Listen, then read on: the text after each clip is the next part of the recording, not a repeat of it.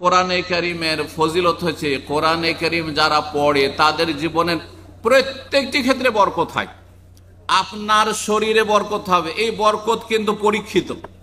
যারা কোরআন পড়েন তাদেরকে জিজ্ঞাসা করবেন, যখন কোরআন পড়তো না তার শরীর স্বাস্থ্যে মেলা অশান্তি থাকতো, মানসিক অশান্তি থাকতো, অশান্তি দূর হয়েছে, শারীরিক রোগ থাকতো ভালো হয়েছে, পারিবারিক অশান্তি থাকতো অশান্তি দূর হয়েছে, ছেলে মেয়ে দুষ্টামি করতো তা দূর হয়েছে, আর তারপরে রুজি রোজগারে আল্লাহ বরকত দিয়েছেন।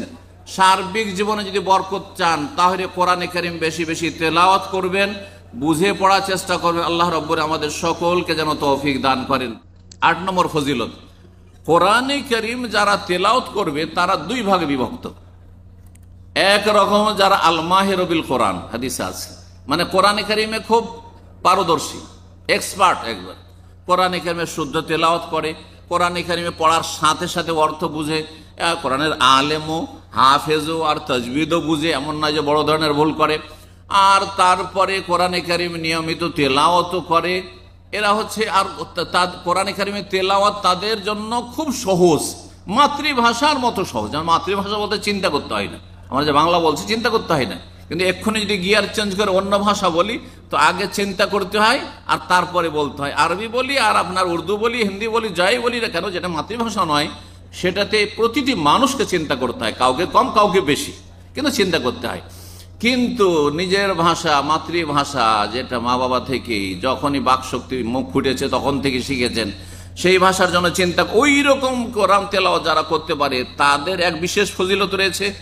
আর এক শ্রেণীর মানুষ কোরআন কোন রকম করে কষ্ট করে শিখেছে, বড় হয়ে শিখেছে, আর তারপরে কোরআন তার মাতৃভাষা নয়, আরবি মাতৃভাষা নয়, অনারব, যার ফলে কোরআন পড়ার তাদের জন্য জটিল। আর বয়স হওয়ার পরে, সাবালক হওয়ার পরে যদি কোরআন শিখে তা আরো মুশকিল, জিভা উল্টে না, জিভা উল্টে না, জিম আর জাল আর জা আর দ এসবের, আর জ এসবের পার্থক্য করা বড়ই কঠিন, হা আর হা এসবের পার্থক্য করাটা খুবই কঠিন তাদের জন্য হয়ে যায়।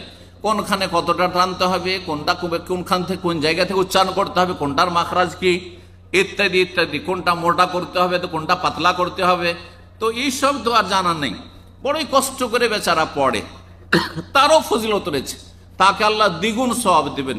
এই মর্মে হাদিস সহিহ বুখারী মুসলিমে রয়েছে। মা আয়েশা রাদিয়াল্লাহু তাআলা আনহা বর্ণনা করছেন, বলছেন যে রাসূলুল্লাহ সাল্লাল্লাহু আলাইহি ওয়াসাল্লাম বলেছেন, আল মাহিরু বিল কোরআন মা সাফারাতিল কিরামিল বারারা, যারা কোরআনে কারীমের পণ্ডিত, পারদর্শী, কোরআনে কারীমের সব দিকের পণ্ডিত, কোরআনে কারীম যেমন তেলাওয়াত, যেমন তার আপনার মুখস্থ, তার চাইতে ভালো সে কোরআন বুঝে, অর্থ বুঝে, আল্লাহর এক একটি কথা বুঝে যে আল্লাহ কি বললেন এবং আমাকে কি করতে হবে, কি করতে হবে না, কি করণীয়, কি বর্জনীয়, কোনটা আমার জন্য ঠিক, কোনটা ভুল। আল মাহির বিল কোরআনের যারা পারদর্শী, মা সাফারাতিল কিরামিল বারারা, তাদেরকে আল্লাহ জায়গা দেবেন সম্মানিত ফেরেশতাদের সাথে।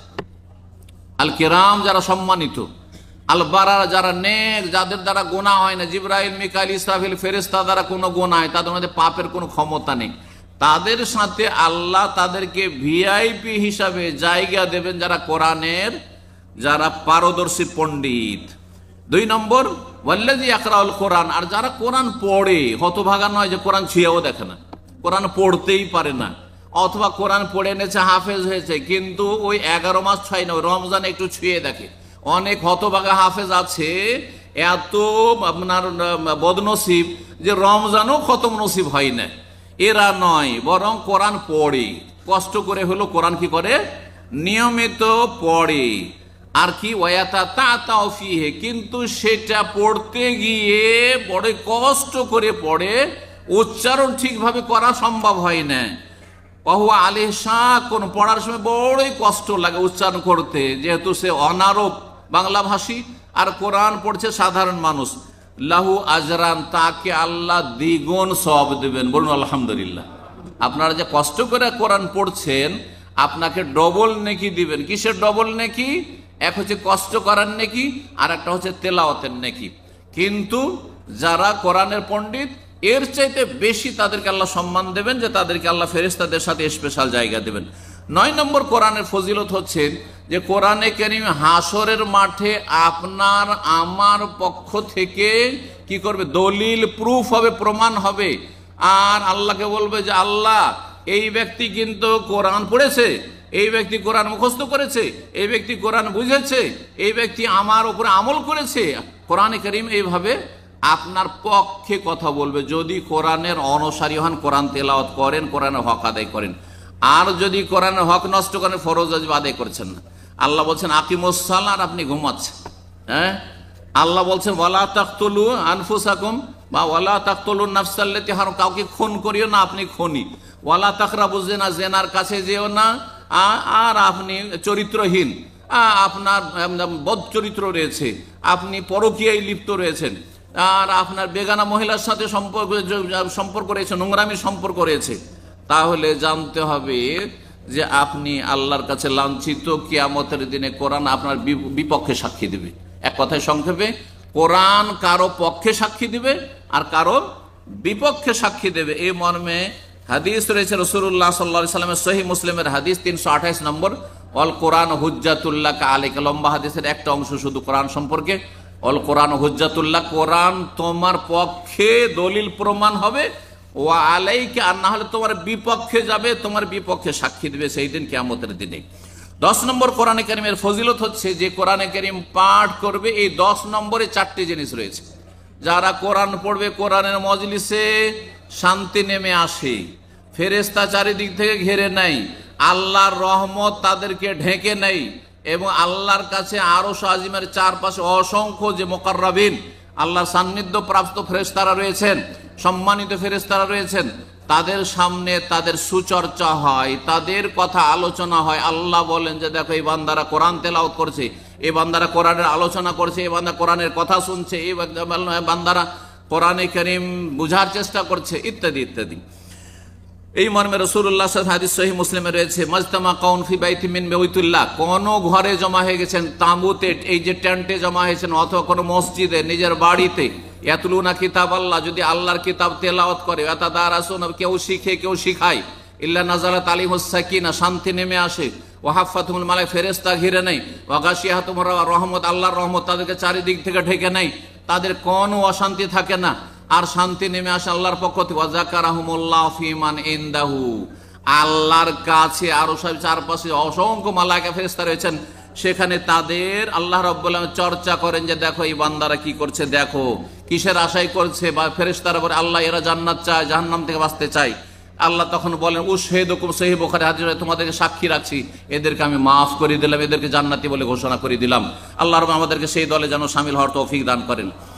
তারপরে 11 নম্বরে বলি, কোরআনে কারীম যদি পড়েন বা পড়ান, হয় কোরআনের শিক্ষক হন, ভালো জানলে কাউকে শিখান, আর না হলে কমপক্ষে সারা জীবন পড়তে থাকেন, শিখতে থাকেন, তাহলে আপনি সবচেয়ে ভালো মানুষ।